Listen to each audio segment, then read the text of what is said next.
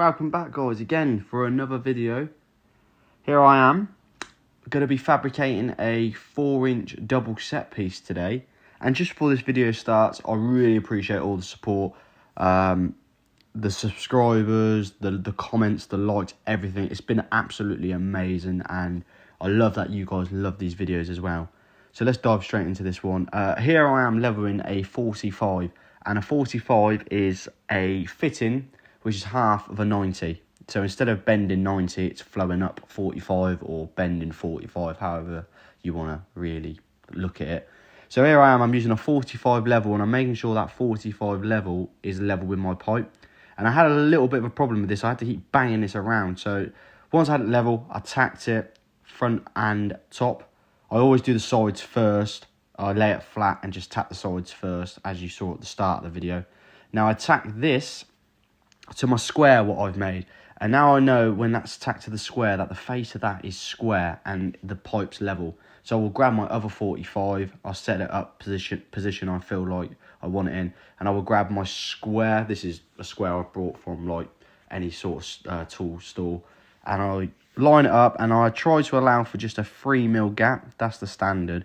Once I've tacked that on, I check my set, and this is me checking from base of the bench to top of the 45, the set. Loads of different ways you can do this, but once I've checked that, I come to welding them, and I grind the tacks down and I feather them right down. So when it comes to welding them, I penetrate straight through, as I've said in my past videos. If you've seen my past videos, you already know. You're up with the score already, you guys. So I get the 5mm on that, and I hold it by the handle, and I apply all my weight using my sorry, not my shoulder, my elbow, and I'm basically beveling that, and like I said, feathering them tacks down. So as if I was to root now, it would penetrate straight through. So I do that on both sides, and as you can see, it's zooming in there, and you can see how some of them edges are slightly beveled on an angle. That's what you want. So like I've said, once you root it, you can run your cap straight over with not even having to touch the root. The only time you'd really have to touch the root if it's like all blobby or you've got porosity, and porosity can cause a proper problem, because if you weld on top of that, you can actually ask for a leak. And this is why I clean the paint as well, to avoid porosity, because if you cap and you've got a bit of a dirty spot, the cap isn't going to sit nice at all. It's just going to sit on there really rubbish. So here we come to rooting. Now, the reason I just tacked that on the side is because I had a bit of a wire hanging out too long, and I didn't have my snips near me, so I just done it on my stands. Obviously, I do clean it up after the video. So here I'm rooting, and I don't think you can see inside. No, you can't. I'm really sorry about the lighting, but this is me rooting. I rooted this on about 150 amps, I believe, 150 amps. I always forget. I need to start writing this down really for you guys, because I know what I'm doing at the time, and I always forget in the video. Proper knob I am. So I'm coming to the end of the route now, and after I'd done this, I'd root the other side of the 45. Reason being I'm not going to show it in this video is because it's exactly the same, and I don't want to bore you guys too much. I want to get on to the next part and keep you guys interested and entertained. If you guys want to see more of stuff like that, the whole process of it, let me know. Drop it in the comments, because I don't mind doing that. So once rooted, I put the grinder through, just give it a little clean. Like I said previously, you don't really need to ever touch a root. By what I mean you never really need to touch it is, I mean you don't usually need to take the whole thing back out and put it in again. You just need to. Some people like to smooth it out. Some people I know apparently just go straight over roots. But I like to know what I've got underneath, just in case. You never know if you have got a little bit of porosity. Very rare. Like, you should never ever have that. Like I said, unless you're going way too fast, way too hot, or you've just got crap in there, like you've got oxidised metal in there from burning, or however, could be many different situations you get porosity. So yeah, I like to always know what I'm working with underneath my roots, so they're nice and clean, ready for my cap to go straight on. So guys, we've come to capping now, and I do apologise with the quality of the capping, because the pulse setting is so bright on these welders. I need to find a way around it. If you guys know any way around it so you can see it when you're pulsing, please let me know. But here I am, I'm capping the pipe. So this is me welding straight over my root, and as you can see, I'm hardly moving. My body is steady and sturdy. I'm staying completely in control and calm and relaxed, because the cap is the final finish to it. You know, you want that looking beautiful. Once you've capped it, straight onto the bench. And I have to mention, I had 2 of these sets to weld because they were double sets, so I didn't show the procedure of leveling the other 45 sets because it was exactly the same. And I didn't, like I said, I don't want to bore you guys. I want to keep you entertained. I don't want to keep just staring at one thing, because once you've seen it once, you're mostly going to get it. But like I've said, drop it in the comments if you want to see me show the whole procedure from start to finish.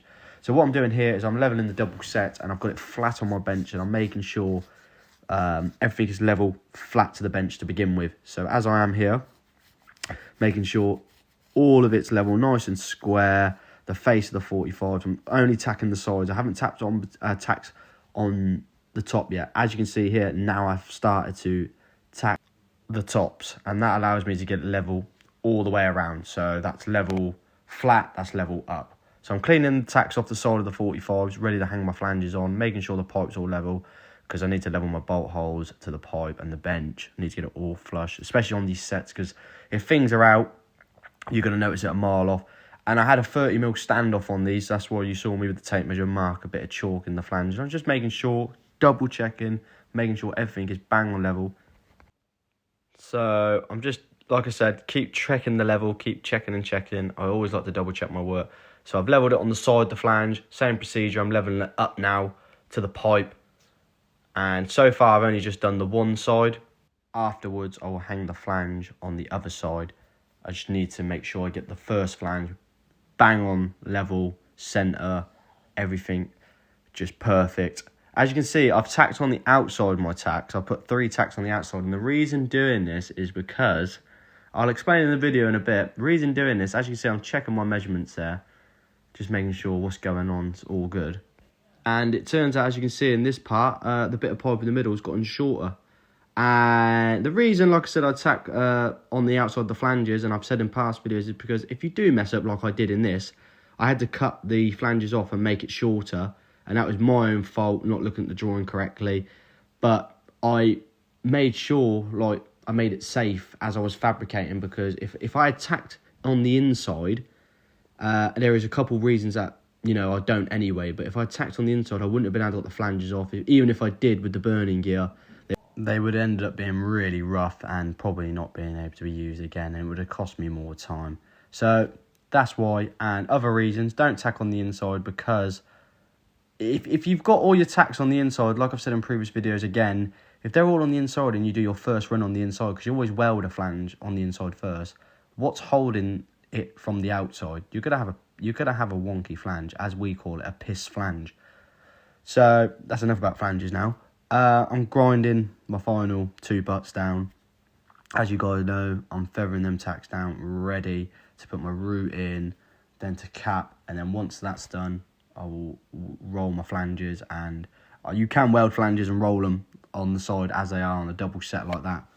For anyone who was a bit puzzled by what I just tacked to the pipe as well, that big round disc to the top of it, which is a flange, that is a counterweight. So that allows me to spin the pipe with absolute ease and no problems at all. I don't have to fight it. I don't have to use my body weight. I can literally use my finger as I am there, just finishing off grinding that root out. So when it comes to rooting it, which I will show you in a minute, it's just lovely and easy. Like, everyone should do it instead of doing things downhand all the time. That is my personal opinion, because at the yard I work at, it's all about turning it out, quality, quantity, the fastest we can do it, because I work on a price at my yard. So it's about getting the work out. And we have quite a lot come in, like quite a bulk load of pipe that comes in big sections. So you can't mess around for too long. But I believe rolling is the fastest way, especially on the MIG. Like, by the time you finish stick welding and you're changing your rod, depending on what rod, it is arguable, but time you finish stick welding on your rod, you know, I'm going to still be going on the MIG. But you know, it swings and roundabouts, isn't it? Like, it depends where you're working at. If you're not working on a price and you don't have to turn it out fast, I mean, even if you are working on a price, if you haven't got to turn it out fast and your due dates are later on, then you haven't really got to worry. You can do downhand stuff and stuff like that. But if your yard like us, and it's literally like Amazon Prime, the yard I work at, the work comes in and it goes out next day, it's pretty demanding. So we've always thinking of the fastest way, and you've got to really think outside the box, because at my yard, obviously, we roll everything, but we don't have no manipulators or anything like that. We haven't got no crane, nothing, no IAB, nothing. So you've got to think really outside the box. So when you've come to tacking things, you've got, well, you know where you're going from. So when you've tacked this piece on your bench, you know you can get it onto your rollers and then finish it off on your rollers. Because when you come to the big stuff like 24-inch, we don't do much 24-inch at my place. But if you're doing big stuff, 16-inch, like any big pipe, like anything over 8-inch, when it starts getting heavy, you've got to be thinking, because you can't lift that. You're not lifting it, and if you are, you're just your ego lifting, isn't you? You might as well get down the gym. But it's all about thinking, because every yard's limited. There's yards out there that have got all the equipment in the world and make it easier. And I believe what makes a good fabricator pipe welder is knowing why you're doing it, how you're going to put it onto your rollers, where you're going to go from your rollers, always thinking. So we're coming to welding the flanges now, and onto the flanges, and this is the final part now. I always weld the flanges last on my prefab. It's just my mindset thing. Providing that is, if it benefits me. Like if I have something like really long and I have to do a positional, I will roll my flanges to save me doing them downhand, because it takes even longer doing it that way, and it only leaves me one positional butt when I've rolled everything else. So I'm to the final flanges now, and like I said, you can roll them like this on a 45. You just got to be at the same angle, just more control. Like I said, make sure your counterweights are right, so you have no problems at all having to like move the pipe, or if you need to move. And yeah, like I said, you can do the outside as well, inside, outside. I do it on both these flanges with this, and it's just lovely and easy. So we're coming to the final flange, and just staying nice and steady, as you can see. No moving in the hands at all, staying nice and level with it. So like when you're rolling the straight, that's the kind of position you want to be in with your MIG torch. You don't want to be changing any sort of position. You don't want to be low on it, because if you're low on it, the actual molten pool will just drop constantly. And I had a bit of a problem here. My counterweight and my finger got caught on the rollers. That's why I had to stop and start. I will always try and minimise my stop and starts. That's just in general. You do want to minimise your stop and starts, because the more stop and starts you have, more chance of a leak. So if you can do it once, do it once. Don't constantly stop and start. As I've said before, keeping in that same position even when coming down. Don't want no juttering or too far forward or too far back, because like I said, the molten pool, stay in that one position as if you was welding a straight pipe. So we're coming to the final part of this flange now, and we're actually coming towards the end of the video. If you've got 5 minutes at the end, please drop a like and subscribe. It only takes 5 minutes and you never miss any more content from me. And this is the final piece, just showing you it spinning around, and yeah, pretty satisfying to watch. So if you've got a chance, like and subscribe, and I'll have more videos out for you guys, and here you go.